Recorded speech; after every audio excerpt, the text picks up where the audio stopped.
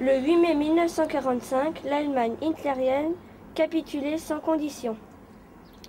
Au jour anniversaire de cette victoire, devant chaque monument aux morts, unis et rassemblés, les Françaises et les Français se souviennent en rendant hommage à leurs morts.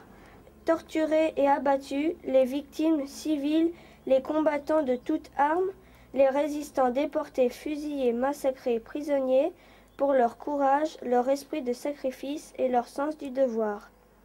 Rendant hommage à toutes les victimes de ces tragédies, les Françaises et les Français également révoltés par les actes de barbarie. Vive la République, vive la France.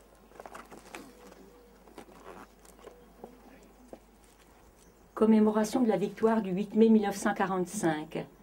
Message du secrétaire d'État auprès du ministre de la Défense, chargé des anciens combattants et de la mémoire, 8 mai 1917.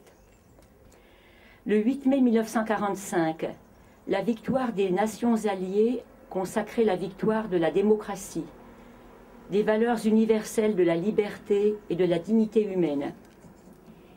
Il y a 72 ans, prenait fin en Europe la guerre la plus meurtrière que l'humanité ait connue.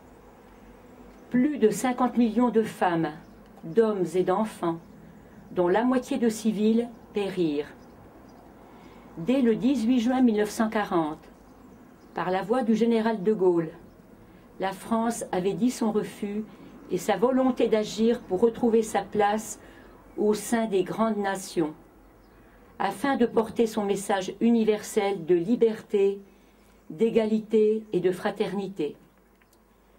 Le 8 mai 1945, la France était à Berlin, effaçant la défaite de mai 1940 et l'esprit de collaboration. Aujourd'hui, nous rendons hommage à toutes les générations de la Seconde Guerre mondiale. Hommage aux combattants de 1940, dont les sacrifices permirent, lors de combats restés dans les mémoires, comme en Norvège, à Montcornet ou à Chasselet, de ralentir l'avancée de l'armée allemande au printemps 1940. Beaucoup d'entre eux laissèrent leur vie lors de la bataille de France et firent honneur à nos armées. Hommage à toutes ces femmes et tous ces hommes, français ou venus du monde entier, issus de toutes les origines et de toutes les cultures, qui conjuguèrent leurs efforts pour libérer le territoire national et faire triompher la fraternité. Audacieux et précurseurs, légionnaires, tirailleurs, marsouins, marins ou aviateurs, constituèrent une admirable cohorte de volontaires ayant en commun la Croix de Lorraine.